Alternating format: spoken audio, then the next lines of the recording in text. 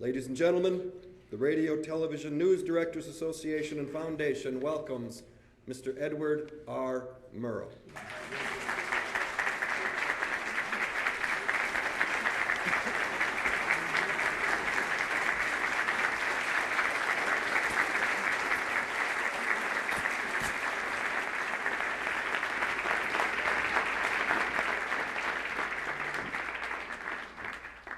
This might just do nobody any good.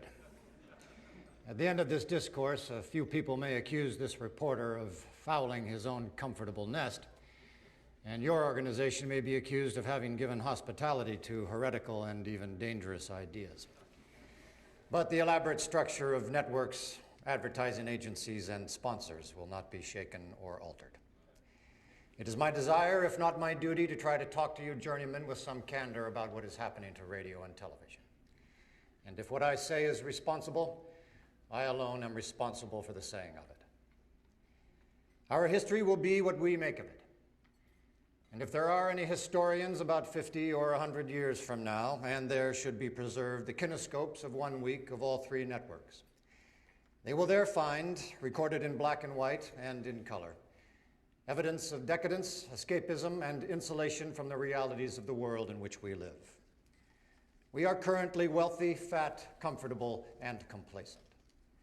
We have a built-in allergy to unpleasant or disturbing information. Our mass media reflect this. But unless we get up off our fat surpluses and recognize that television in the main is being used to distract, delude, amuse, and insulate us, then television and those who finance it, those who look at it, and those who work at it may see a totally different picture too late.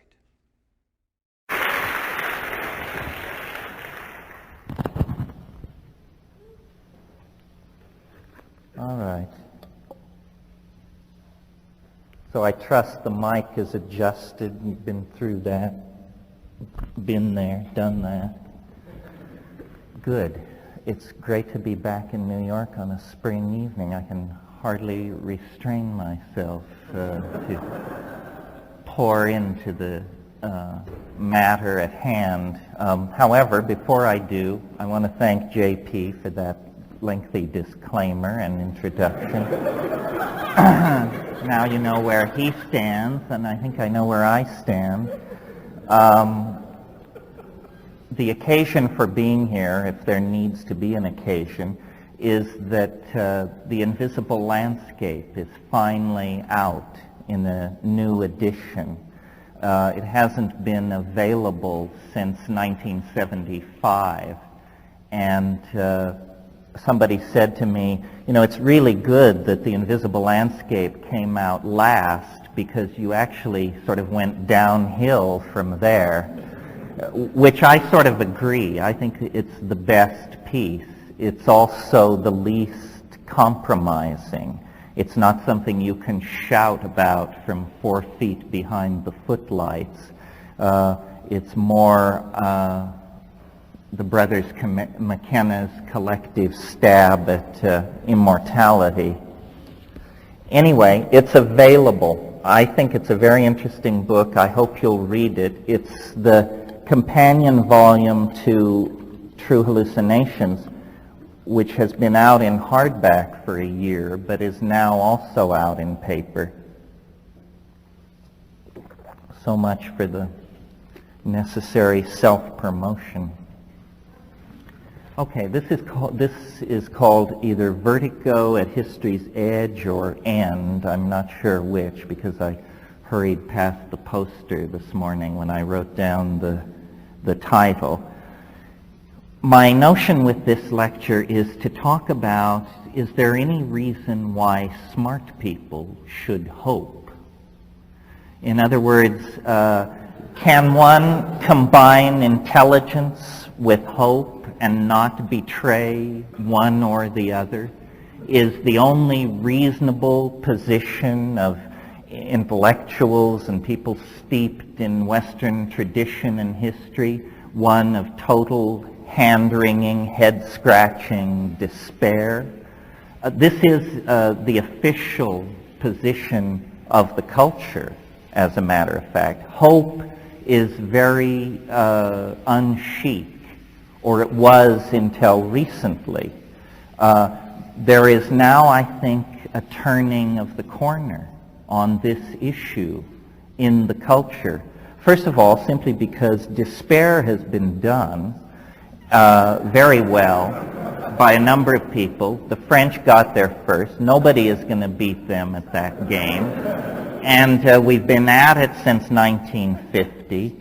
And I think the various positions have now been run through. So is there a reasonable basis for hope? And how deeply do we have to reconstruct the premises of our worldview in order to legitimately believe in the human enterprise, ourselves, and each other? Well, the answer is you've got to go deep. We've been on a bummer for a long time. Western civilization enshrines as its central mystery the law of thermodynamic entropy, which is a huge bring down. It basically says everything falls apart. Everything dissipates into less structure, less order. Everything is fleeting. And from materialism, we've learned to accept the idea that death is the yawning grave, your compost, that's it. A series of very, quote-unquote, existential presumptions have been built in to Western civilization over the past 300 or 400 years with greater and greater ferocity.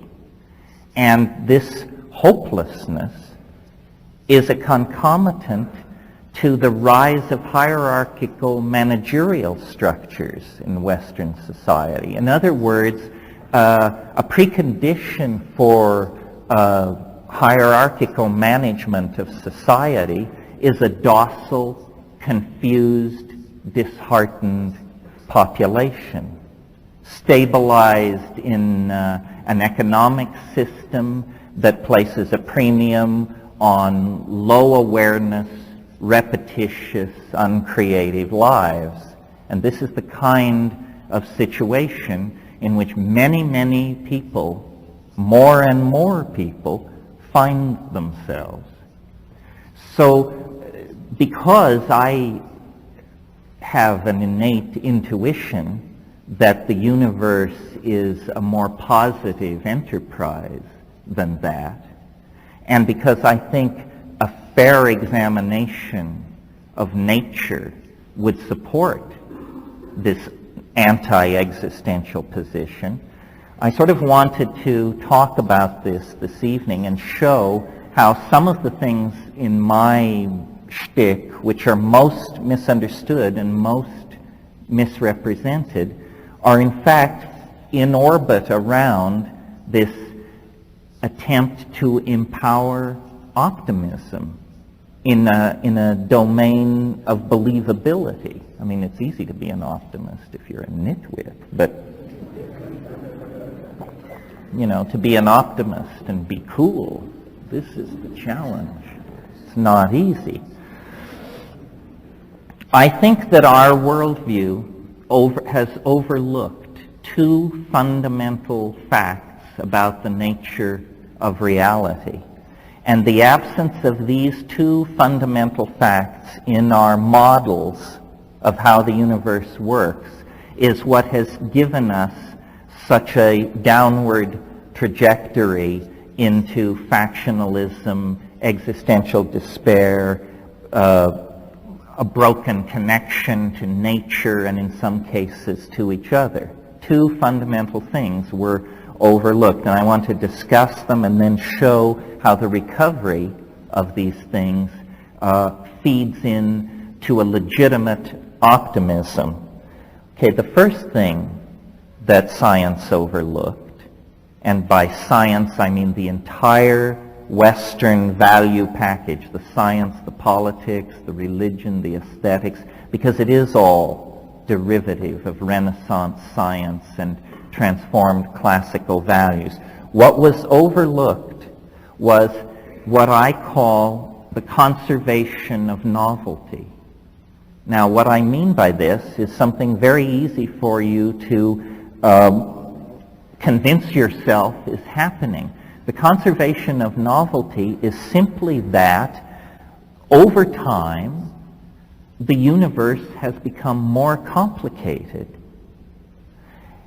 New levels of complexity become the foundations for yet deeper levels of complexity. And this phenomenon of the production and conservation of what I call novelty is not something which goes on only in the biological domain, or only in the cultural domain, or only in the domain of physics. It is a trans-categorical impulse in reality, meaning it's everywhere, everywhere. The universe was born in a state of great simplicity.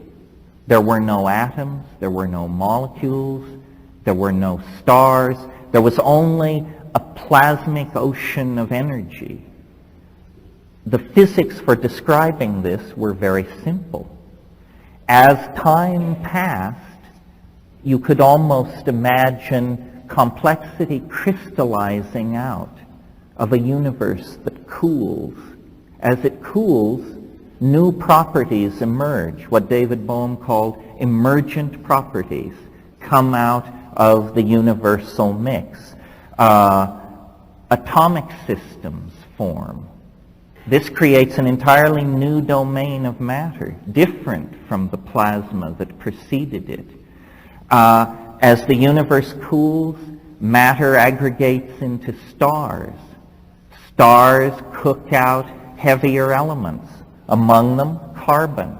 Carbon sets the stage for four-valent complex polymer chemistry that sets the stage for life.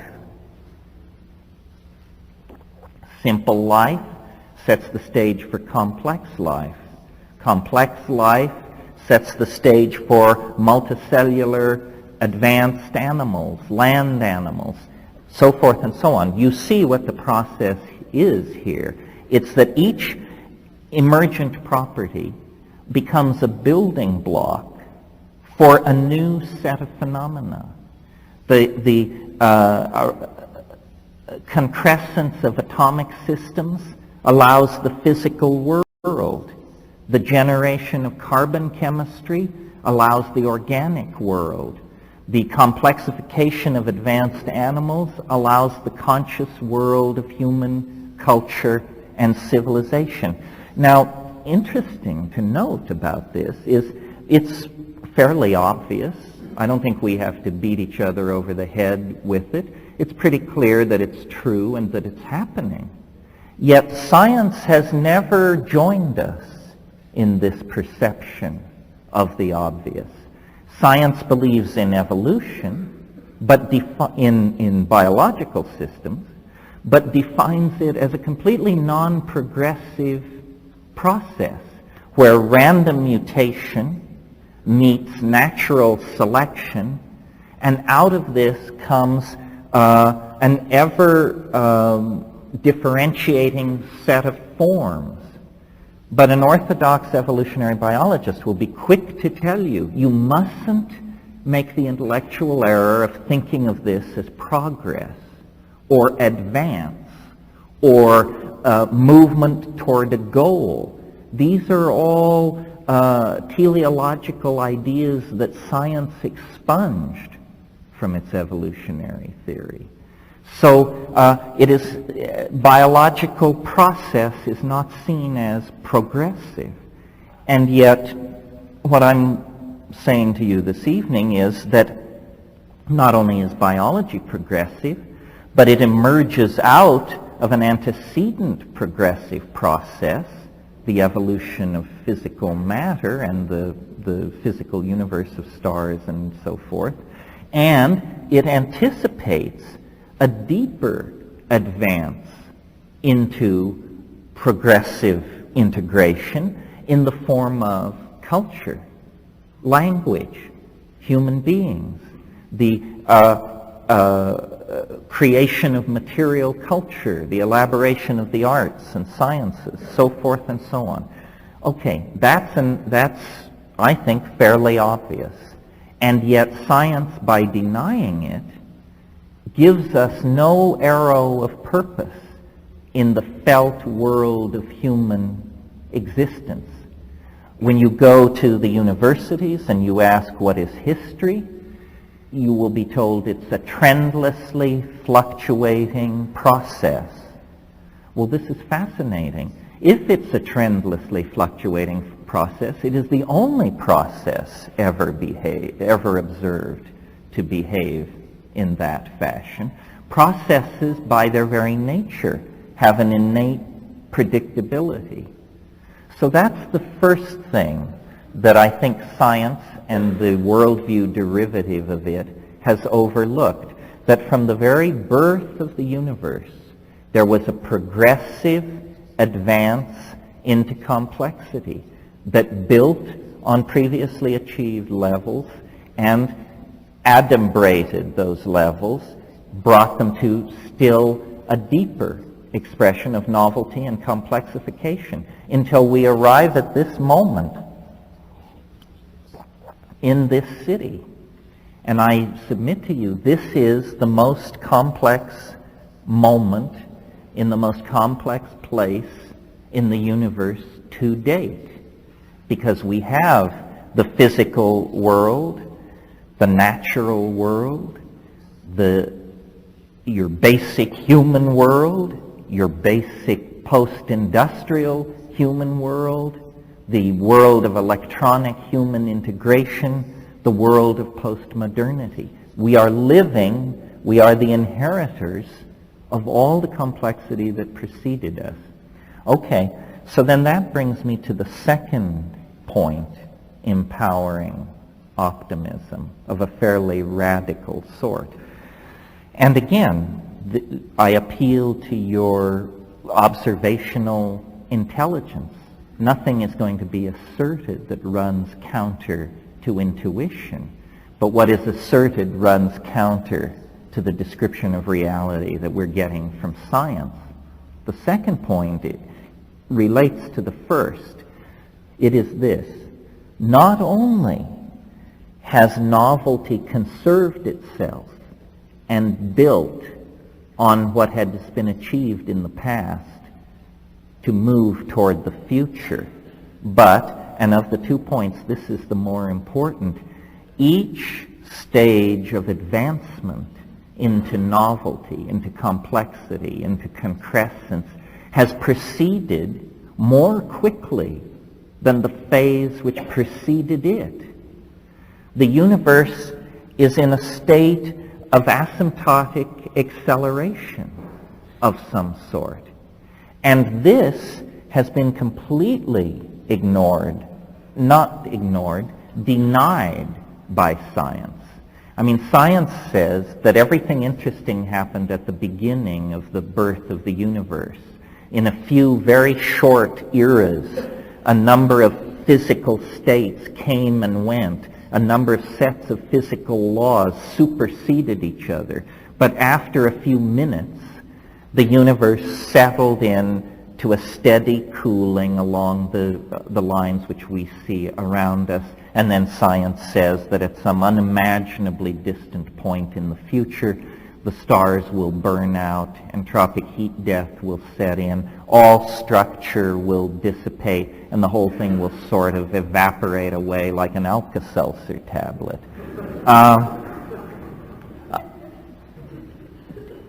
To maintain that kind of an entropic view of the universe, you have to completely ignore the importance of biology. Now, it so happens that we live around a very stable star that probably has a lifespan of 7 or 8 billion years. But this has given us a false sense of the stability and the enduringness of matter. The lives of most stars are on the order of 500 million to 1 billion years. Life has been active on this small planet for 1.5 billion years. As a process with inert tenacity, life is as persistent as the stars themselves. In fact, more so. Now, we know that stars are simply large nuclear furnaces which eventually use up all their fuel and run down. But what life is, we're not at all sure, hardly to speak of intelligence. Life and intelligence are the wild cards in the universal deck.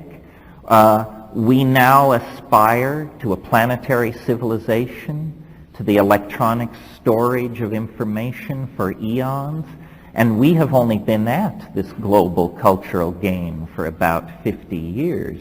It's very clear, to me at least, that life is a process as important in shaping the eventual destiny of the universe as physics or chemistry, and that intelligence also plays a role there.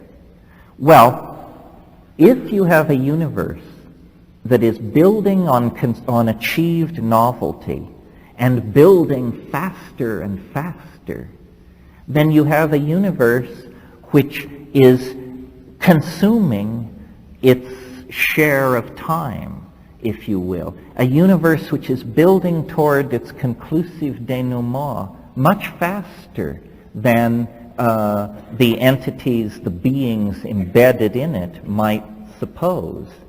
And I said that in order to hope, you have to dump the whole scientific view of the universe. You also have to take your own humanness much more seriously. As a way to let us escape from moral obligation to ourselves and each other, science proclaimed the ephemerality of the human experience, that we arose on a minor planet around an uninteresting star in a typical galaxy. We are no more than animals. We will have our moment. We will sputter out. We will leave a greasy trace in the shales, and that will be it. And therefore, talking about higher values, love, ethical obligation, and so forth is thought to be terribly old hat. I take an entirely different view, harking back to the Renaissance humanists with a vengeance. And I think that human beings on this planet and the kind of society that we live in is an enunciation of the approaching ascent into higher levels of novelty. Nothing is unannounced. Nothing comes unexpectedly if you know how to read the signs.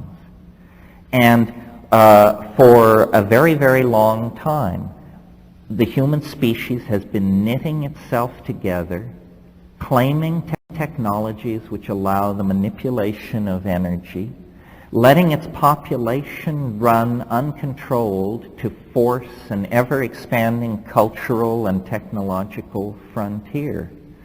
The presence of ourselves on this planet is the major evidence that a transcendental process of some sort is underway here. If this were a planet of chipmunks, glaciers, butterflies, and caribou herds, Darwinian evolution with a few twiddles would be perfectly adequate to explain what is going on here. But an acceleration of process in a limited domain of biology, beginning about 1 million years ago, indicates to me that we are now entering the short epochs meaning these periods in which the evolution of novelty occurs so rapidly that transitions from one domain to another actually can be noted within the lifetime of single human beings. It's an enormous act of intellectual acrobatics to deny that we appear to be sailing toward catastrophe at 1,000 miles an hour with nobody able to figure out where the break is. I believe governments, scientific industrial democracies, are simply now managing the terror of apocalypse because they have no clue as to how to halt, direct, manage, or control the processes that they have set in motion. Population growth, extraction of minerals, toxification of the environment, the raising of middle-class expectations in the hearts of billions of impoverished people in the third world. The institutions which created this situation have no notion as to how to direct and control it. This is why we're not getting any kind of leadership from the top, why everything is managed toward a steady state. Meanwhile, technology, which is the downloading of human ideas into the domain of matter, is proceeding unabated around the clock. I mean, we have hardware for which we have not yet written software because we have no idea how to take advantage of the machines that have already been put in place. There is no one planning the evolution of our integration into our technology. You are free to write any kind of software you like. No one can foresee then the consequences of all of this technological development, software, wetware, hardware being stirred together. The planet has shrunk to a single informational point. The passing of every day, every week, brings us closer and closer to a kind of informational tangentiality with each other. Well, I believe, following the dictum that nothing is unannounced, that we can, from what is happening to us now, extrapolate toward this adventure in transformational novelty that is now looming ahead of us with such presence that it casts an enormous shadow over the three-dimensional landscape of historical becoming.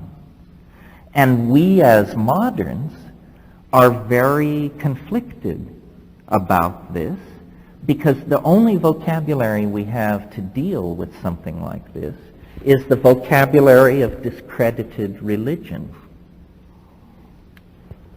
Before the rise of science, before the rise of technology, when religions presided over a much more slow-moving and easily managed world, great thinkers of all persuasions, through meditation and divine inspiration, whatever, saw that man's journey was a journey from the demonic to the divine, and that history was somehow the stage of human redemption. That view died with the rise of secular capitalism and industrial democracy. And yet, here in this, at the height of the trajectory of the enterprise of science and materialism, news comes from the rainforests, from the Aboriginal peoples of the world, that there are technologies of a different sort that have been in place since at least the last ice age. These are neurotechnologies, quasi-symbiotic relationships with plants, pharmacological approaches to manipulating human memory, aspiration, aesthetic concerns, so forth and so on. These psychedelic intimations have been presented to us as the naive suppositions of primitives, the landscape of the Jungian unconscious, chaotic events happening in the human brain-mind system, so forth and so on. These are all reductionist explanations. I believe that what these psychedelic states are actually ascents to a higher order of information. And by ascents, I mean the word in the dimensional context as a mathematical idea, that here we are deployed in a three-dimensional matrix. The past fades into unknowability. The future fades into unknowability. And only the crudest and least interesting of processes, like the rising of the sun and the tides, can be propagated into the future with confidence. What shamans see, in contrast to this, is a hyperdimensional universe of information. They see the past, the origins, and they see the goal, the culmination, the place where the Ouroboros snake takes its tail in its mouth. We who are locked in linear history don't have this perspective. And what we have in its stead is immense anxiety about the future. We map the unknowable future onto the presumed experience of our own death, and vice versa, and we build up a universe that is characterized by existential abysses, the unknown future, the inevitability of death, and the impossibility of intellectually assimilating what that means. Shamanism isn't like this. Shamanism is a fractal point of view. What fractals are structures that have their subsets embedded in them. So the course of the history of an entire people can be known by looking at the history of an individual or a family. All subsets refer to levels above and below them. This is entirely different from the kind of linear history that we get in a hierarchical scientific society. It is more characteristic of experience. And this is a very important point, because the two phenomena that I tried to call your attention to that argue for hope are the self-evident accumulation of novelty and the self-evident acceleration of that accumulation of novelty. Well, now notice the phrase self-evident. These are not things that you have to study advanced mathematics to perceive. These are not things revealed to the holders of advanced degrees. This is stuff that one can tell by feeling into the world. The structure of linear society has disempowered the individual.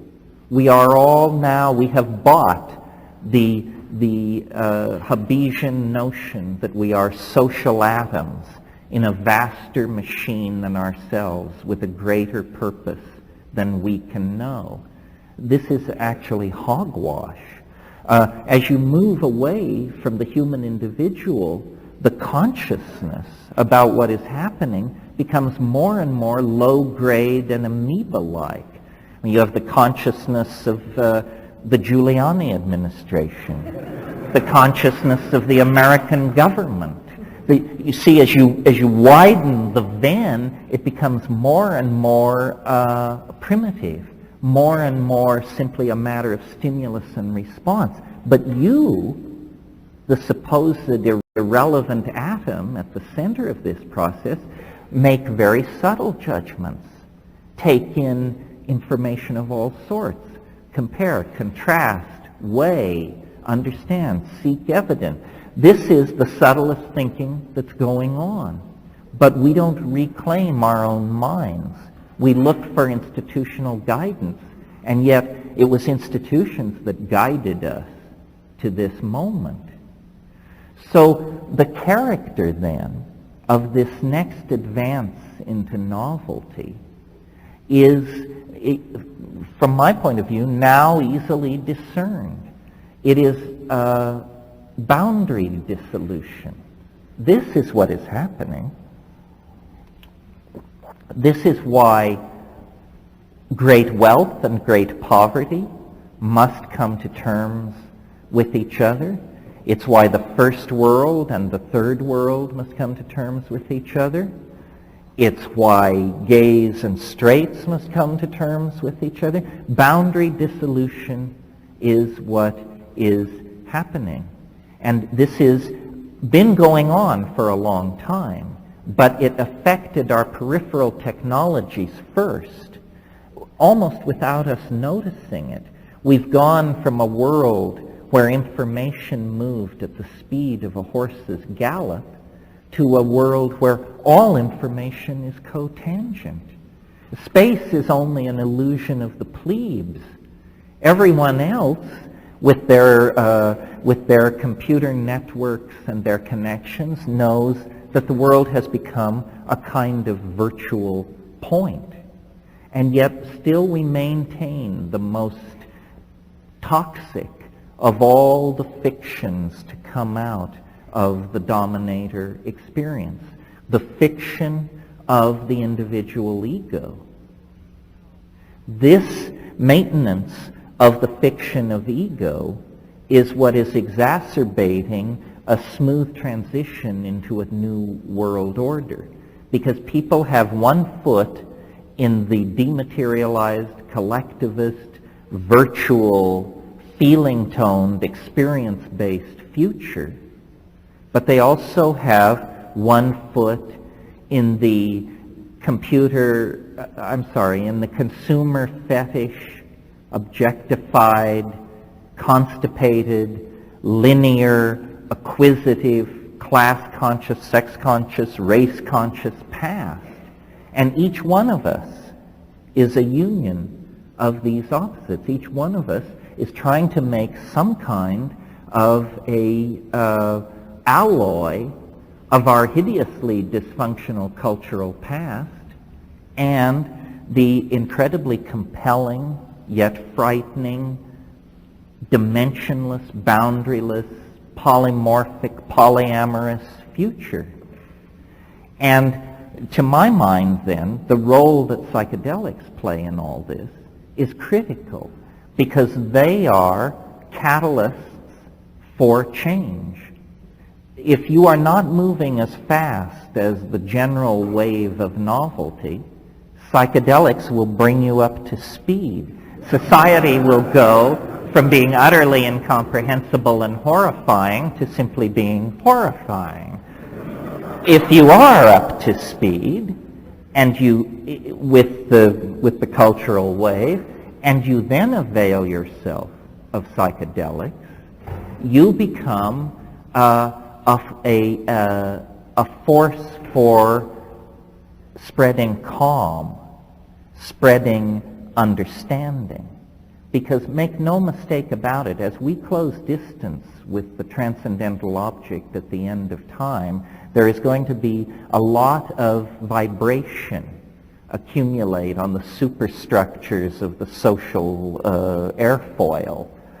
If the airfoil cannot be redesigned in flight as we approach this barrier, we will be ripped to pieces.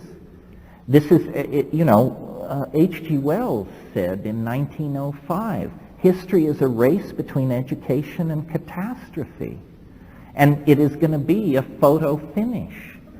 If we end up a smear through the shale and nature concludes that intelligence is something never again to put into the hopper, then it will be an enormous tragedy, because we didn't go down without a struggle.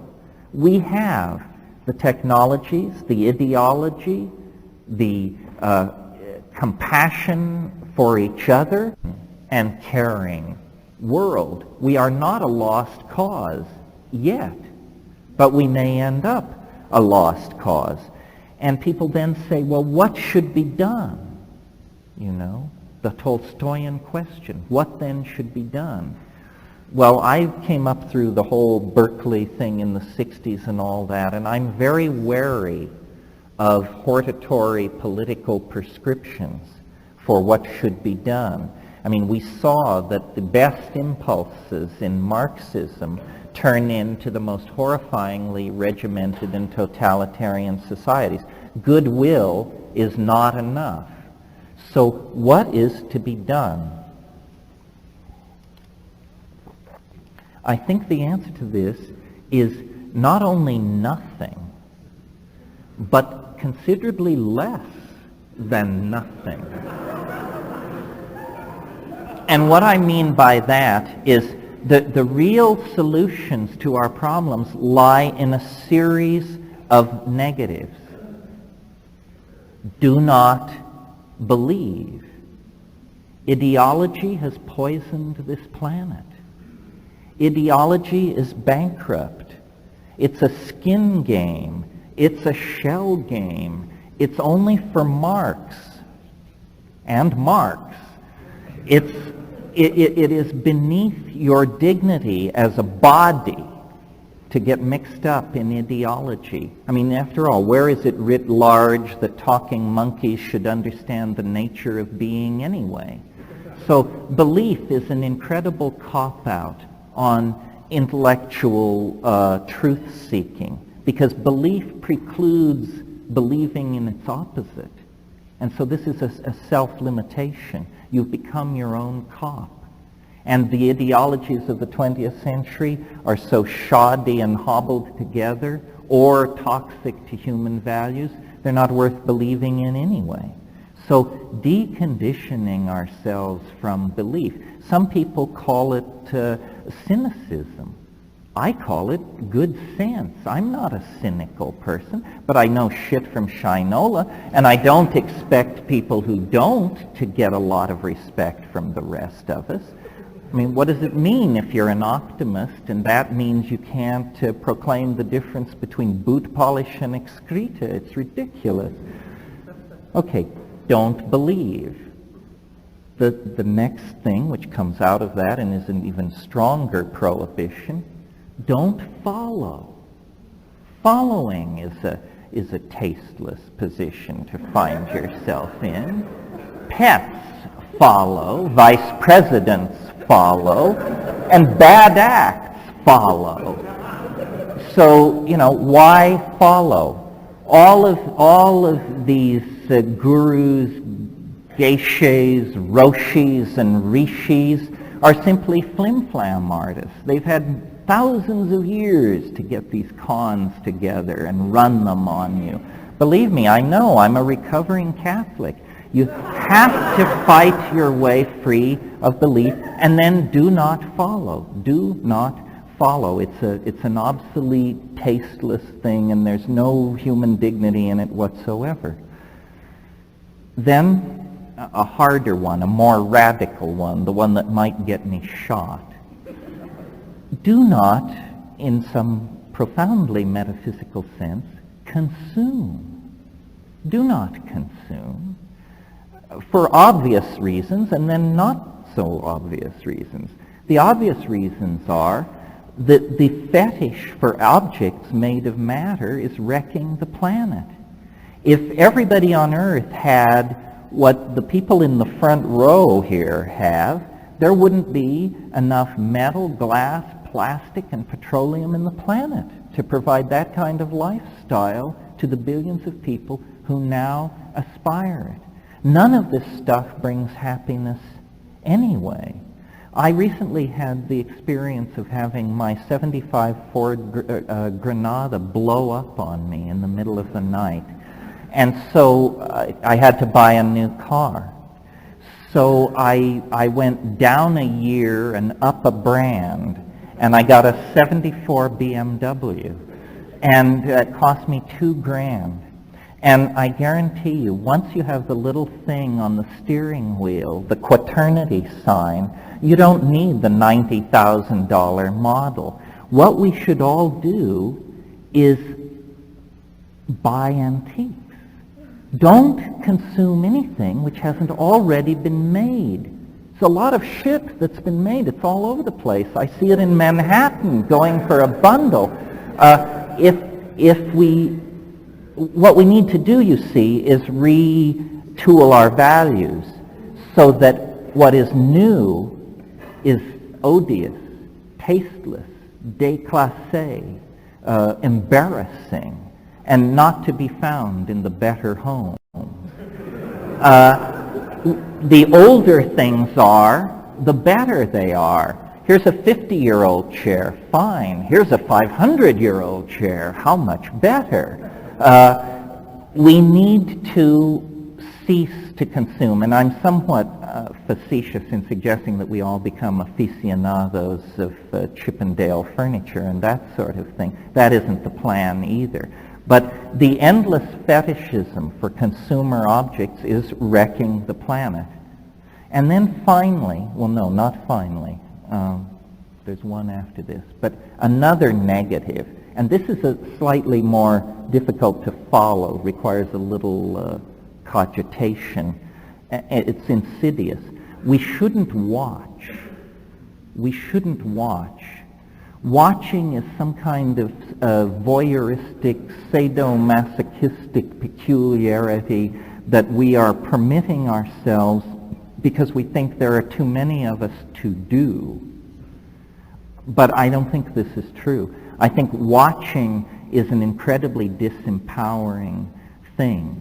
Millions of people live half-awake, larval lives watching 6.5 hours of TV a day. And as long as they stay in their homes, shopping by phone and fax, everybody is happy. But they participate not at all in the society. They're the marks, and they consume. They consume the media, the entertainment, the clothes, the styles, the brands. They are the morons who are keeping this system running. And I assume that largely the people here tonight are not. We're the people who grind out all this stuff. I mean, I feel I do this. I write books. I produce ideas. They are grist for the marketplace. Harper and Bantam don't care what I'm saying. What they care about is how the books are selling. Product number 3245A sub F. How is it doing in the marketplace? Do not watch, because when you're watching, you're not at the center of things. Largely what I'm talking about here is reclaiming experience. Reclaiming experience. This is what's been taken from us. This is why the new music and dance culture is so important. This is why drug culture is so important.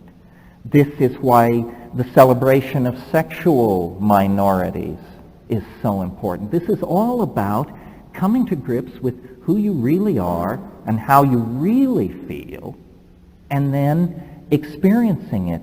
You are not owned. It is not he or she or them or it that you belong to. And we have been told that we have to fit in. We have to make sense. This is not true. We are creating a world that celebrates diversity, that celebrates the uniqueness of every person. The complexification of our species is a process directly dependent on the complexity that we each bring to the process.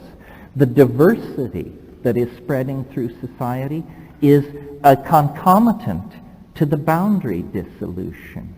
And I really believe that science's inability to make sense of human beings in the world as part of nature, to make sense of art, love, hate, aspiration, fear. The failure to make sense of this is the failure to come to terms with the transcendental aspect of reality. We are the best evidence there is that something extraordinarily unusual is happening on this planet, and that it's not something which will go on for millions of years. It began about 20,000 years ago. It's a self-advancing, self-expanding, self-defining process, and it takes no prisoners. You know, there is no going back. There is no going back from the momentum that history has imparted to the human imagination. There is only a going forward into what is called a forward escape through art, through design, through management and integration. We have to push the art pedal to the floor. We have never designed our societies. We have never managed our societies or our lives. We have never tried to make what we were serve an aesthetic agenda. And that's why we've created a mess. In the absence of an aesthetic agenda, what we've created is Animal House on a global scale. So now it's time to pay the piper. And just in closing, the catalyst now is a combination of technologies, solid-state technologies, and pharmacology. The world that we are leaving behind, the world that failed us, was a world of ideologies and mechanical technologies. And the ideologies, one by one, are going down the tubes. Marxism, Freudianism, fascism, they one by one will be discredited. They cannot sustain. And the mechanical technologies cannot be sustained. They pollute, they dehumanize, they wreck the planet. What is coming into place is a world where drugs replace ideology. That's why drugs are so terrifying to those who oppose them. That's why they say you want to escape. You want to take drugs to escape. That's right. You want to escape. You want to escape fascism, communism, socialism, existentialism, phenomenology, positivism, all of this stuff. You want to escape ideology into the felt presence of the body, which means drugs and sex and syncopated music.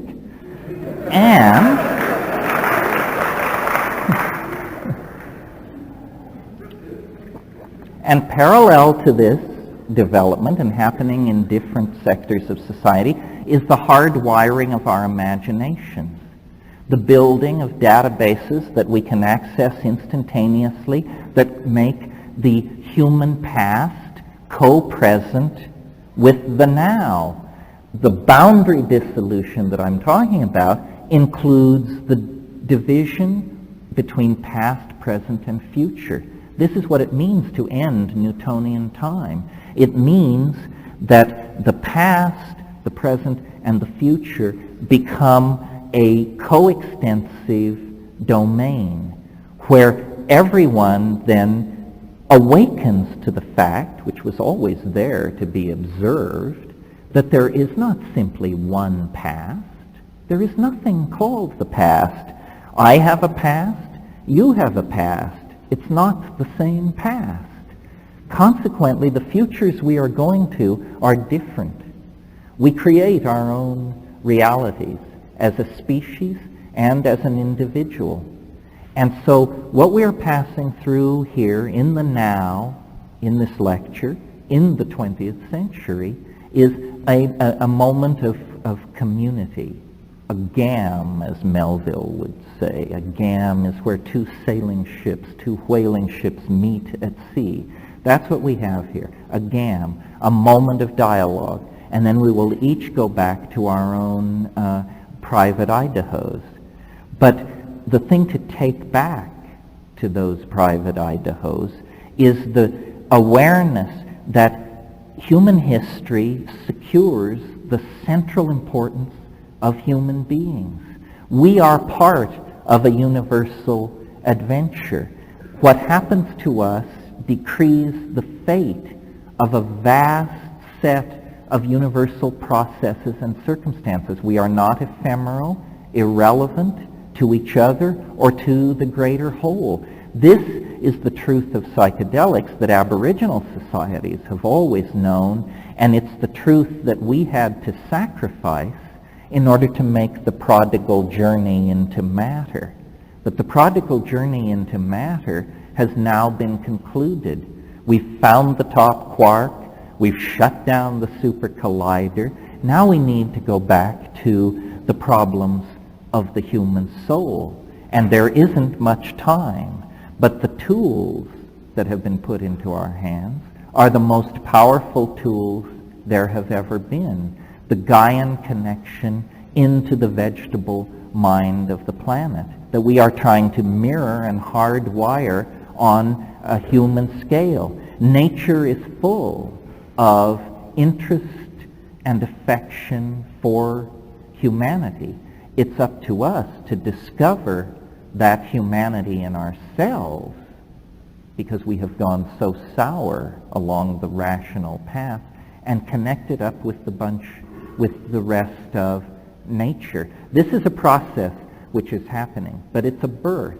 It can go with ease because we help it from this side, or it can be traumatic because we resist, and as McLuhan said, insist on driving the automobile of history using only the rear view mirror. That's no way to proceed. We need to wake up, smell the coffee, turn on the lights, get loaded, and direct the human future toward a mirroring of aspirations such that we are pleased then to turn the enterprise over to those who follow us. Well, that's that, I think. We'll take a brief break, like 15 minutes. I'll sign books. I'll only do signatures because of the shortness of the break. Circulate around. We'll come back and do a half an hour or so of Q&A. Thank you very, very much for coming out tonight.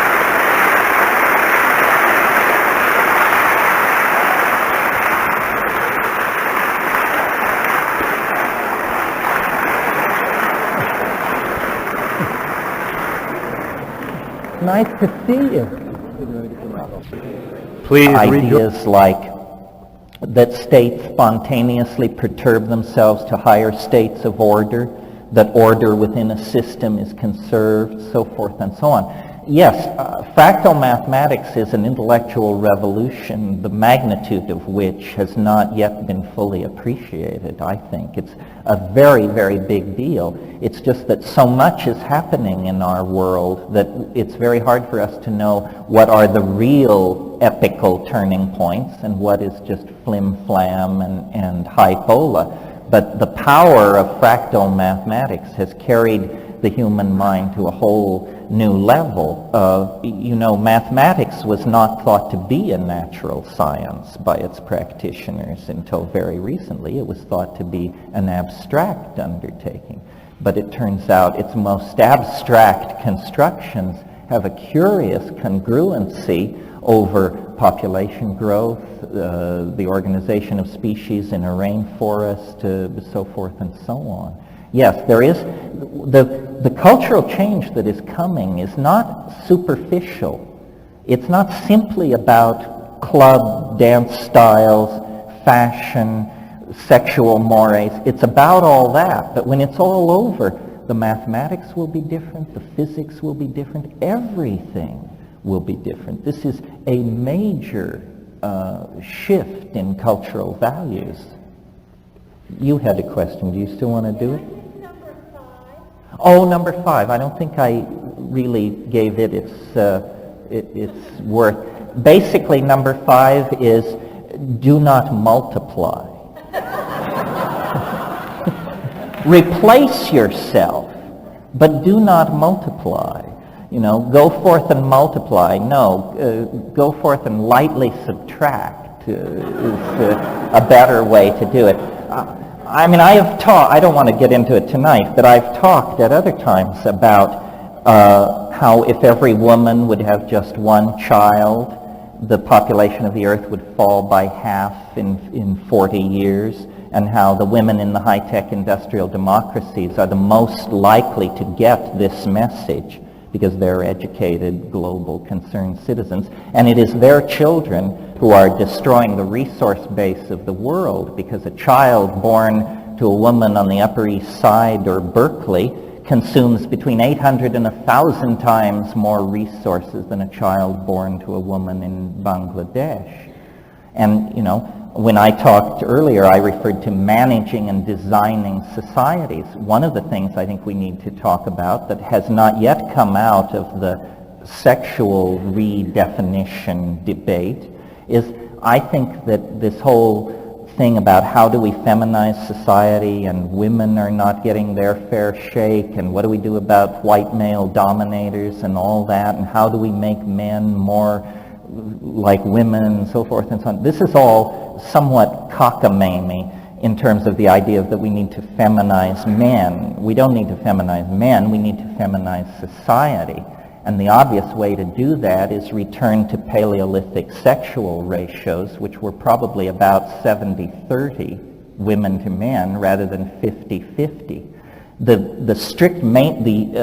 effort to maintain a sexual balance of 50-50 is some kind of monogamite plot.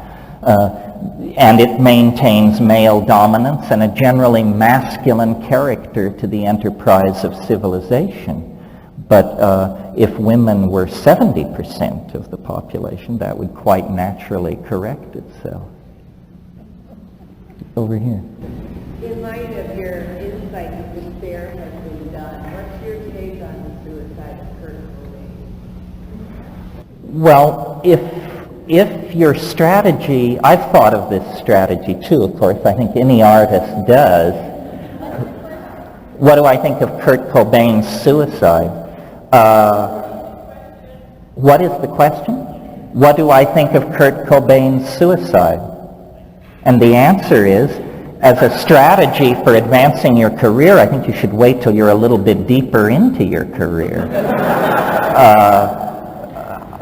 Anyway, it was my humble opinion that Primus did it better. And anyway, I like Coil, so let me off the hook here. I'm a house guy, and I wish those people luck, but you're more likely to find me listening to World Without Walls. Yeah. I'm a teacher, and I'm interested in this idea of the nature of intuition. I wonder if you would speak to the nature of intuition, its role in learning, and perhaps how to encourage it in children. Well, intuition refers back to this, I made mention of nothing comes unannounced. That's intuition. But the rational mind has a real ability to slough off the intuition. The intuition never shouts. It never grabs you by the lapels. It just says, maybe that airplane looks a little funny. And then you don't get on it and it blows up.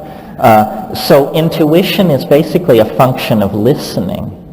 And since it's very hard for people to listen, especially dominator types or opinionated types, I think the key to intuition is to listen. It's just like, the key to nature is to look, I think. I read a wonderful quote last week. I think it was Goethe said, thinking is better than knowing, but looking is best of all. And I think that's a very psychedelic perception. Knowing is the worst of all. Knowing is a huge drag, and it's a chimera anyway. Nobody knows anything. Don't let them kid you. I mean, we're monkeys here. Let's not lose sight of that. Yeah. Regarding what you have to say about consuming and stopping consuming, and also what you just mentioned about population, I think these go against your idea of the aggression of novelty, and that actually, I agree with you that we need to stop consuming, but the nature of life is to consume. All of life consumes something, and then gives off a byproduct, which hopefully is recycled most efficiently in a cycle. And I think in our society and culture, we've lost track of that whole chain of flow, and we need to reincorporate that, and then what we make to consume should then be made to last and be valued. But with each level of computer, with each new video camera and thing that we're using, there is this aggression of novelty and complexity. And the most important aspect is the fact that we can do more with less.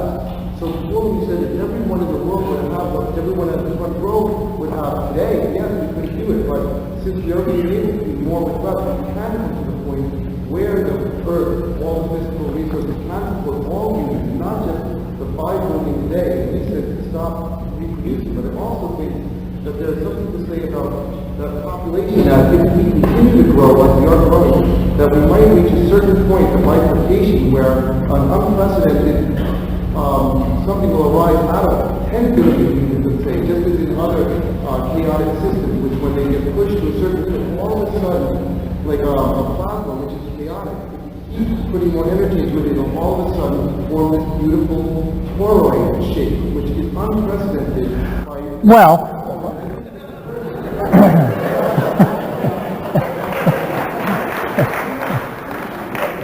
when I say we should stop consuming, I don't for a moment suppose that we're going to live in a world where no consumption takes place.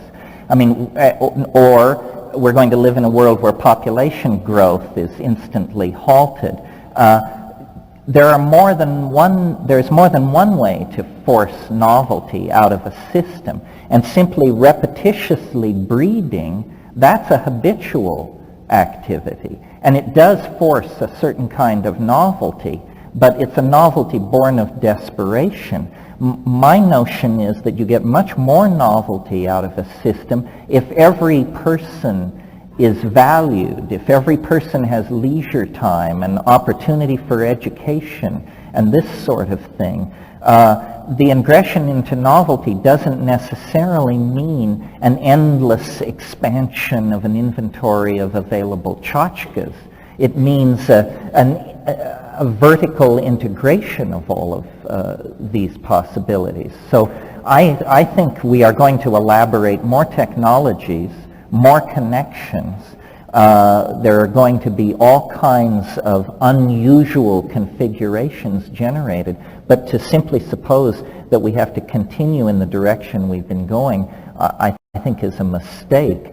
Capitalism is not a human-friendly meme. I mean, capitalism will sell the ground right out from under where you're standing. It has developed a rapacious appetite for its own survival at the expense of human beings. Some memes do this.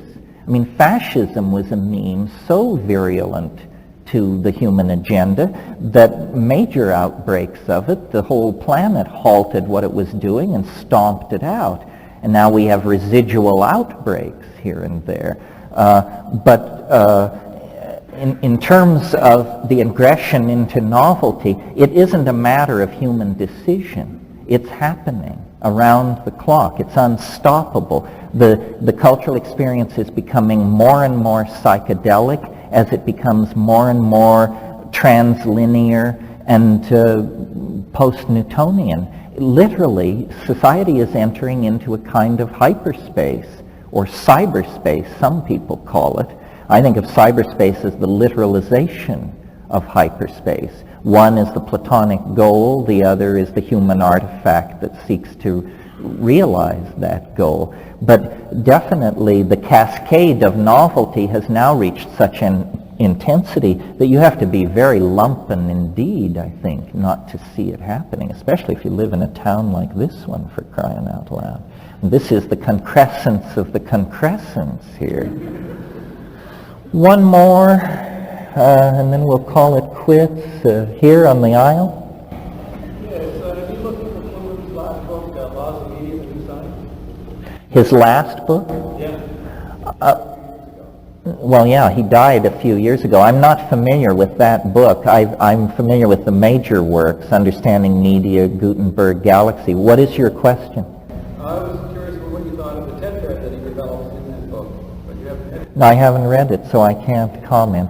such a dud for me to wuss out. I'll take one more question. Yeah, here. You mentioned cyberspace and how we're all sort of evolving towards that eventuality of hyperspace. And you see there's two paths kind of going, one with technology and one you mentioned through psychedelics. And there's two views of the technology, one as a parallel, going along with it, mimicking it, maybe simulation of it, and it could be the wrong path or the correct path, or maybe there's the view that that path is a scaffolding to achieve the organic pathway, where if it mimics it, it might bring a popularization or a socialization of the psychedelic experience to bring organic hyperspace. I'm just curious in your view of how you see technology functioning down one path or the other, or a coexistence of the organic and the psychedelic. Well, what I actually imagine is a confluence of the two. The question basically was compare and contrast evolving cyber technology with shamanic technology. Compare and contrast drugs and computers. Are these things in parallel? Are they complementary? Or are they opposed? What are they? I think that computers are drugs too large to swallow, essentially. and that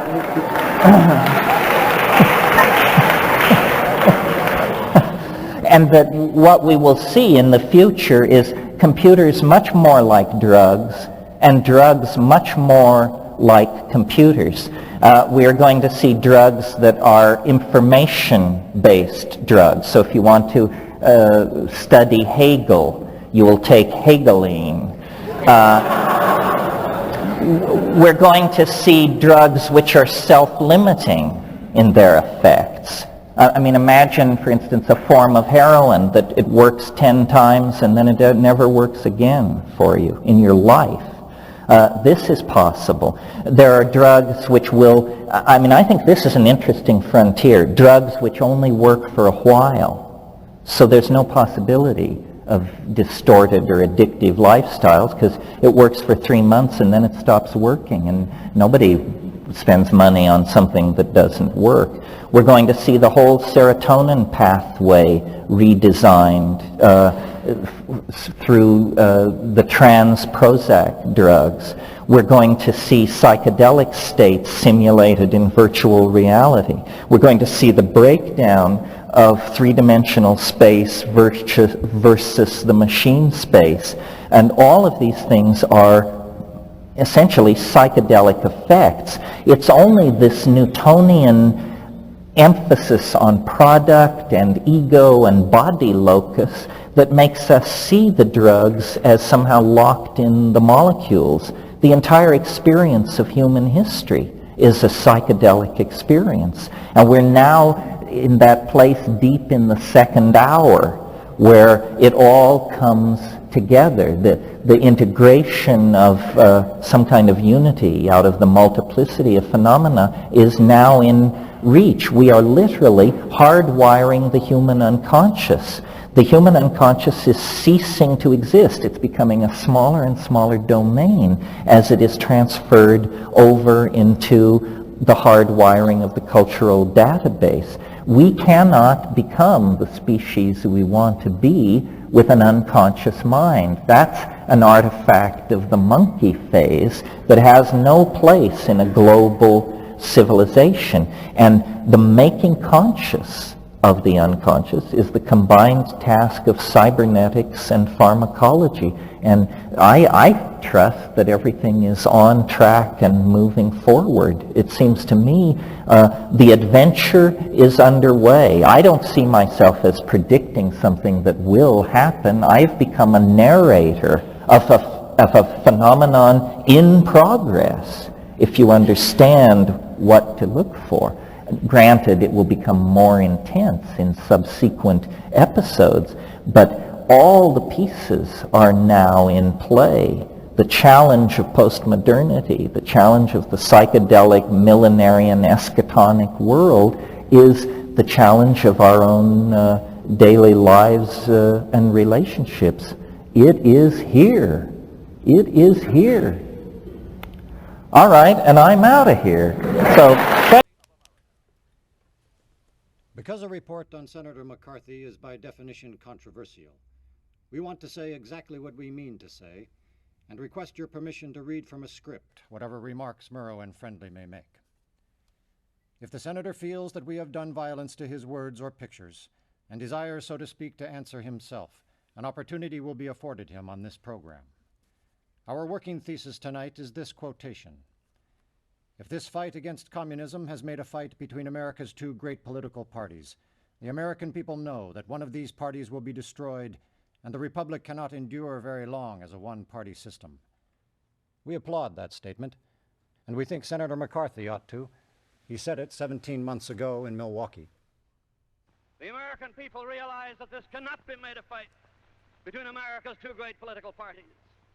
If this fight against communism is made a fight between America's two great political parties, the American people know that one of those parties will be destroyed and the Republic can't endure very long as a one-party system. On one thing, the senator has been consistent. Often operating as a one-man committee, he has traveled far, interviewed many, terrorized some, accused civilian and military leaders of the past administration of a great conspiracy to turn over the country to communism. Well, may I say that I was extremely shocked when I heard that Secretary Stevens told two Army officers that they had to take part in the cover-up of those who promoted and coddled communists. As I read his statement, I thought of that quotation, "On what meat doth this our Caesar feed?" The question is, did the Civil Liberties Union supply you with an attorney? They did supply an attorney. The answer is yes. The answer is yes. Do you think this book did considerable harm, its publication, by an expression of the views contained in it? The sale of that book was so abysmally small, it was so unsuccessful, that a question of its influence, really, you can go back to the publisher, you'll see it was one of the most unsuccessful books he ever put out. He's still sorry about it, just as I am. Well, I think that's a compliment to American intelligence. Say that. The Reed-Harris hearing demonstrates one of the senator's techniques. Twice he said, the American Civil Liberties Union was listed as a subversive front. The Attorney General's list does not and never has listed the ACLU as subversive, nor does the FBI or any other federal government agency. And the American Civil Liberties Union holds in its files letters of commendation from President Truman, President Eisenhower, and General MacArthur. Earlier, the senator asked, "Upon what meat does this our Caesar feed?" Had he looked 3 lines earlier in Shakespeare's Caesar, he would have found this line, which is not altogether inappropriate. "The fault, dear Brutus, is not in our stars, but in ourselves." No one familiar with the history of this country can deny that congressional committees are useful. It is necessary to investigate before legislating, but the line between investigating and persecuting is a very fine one, and the junior senator from Wisconsin has stepped over it repeatedly. We must not confuse dissent with disloyalty. We must remember always that accusation is not proof, and that conviction depends upon evidence and due process of law. We will not walk in fear one of another. We will not be driven by fear into an age of unreason if we dig deep in our history and our doctrine, and remember that we are not descended from fearful men, not from men who feared to write, to associate, to speak, and to defend the causes that were for the moment unpopular. This is no time for men who oppose Senator McCarthy's methods to keep silent, or for those who approve. We can deny our heritage and our history, but we cannot escape responsibility for the results. We proclaim ourselves, indeed, as we are, the defenders of freedom wherever it continues to exist in the world, but we cannot defend freedom abroad by deserting it at home. The actions of the junior senator from Wisconsin have caused alarm and dismay amongst our allies abroad and given considerable comfort to our enemies. And whose fault is that? Not really his. He didn't create this situation of fear. He merely exploited it, and rather successfully. Cassius was right. The fault, dear Brutus, is not in our stars, but in ourselves. Good night, and good luck.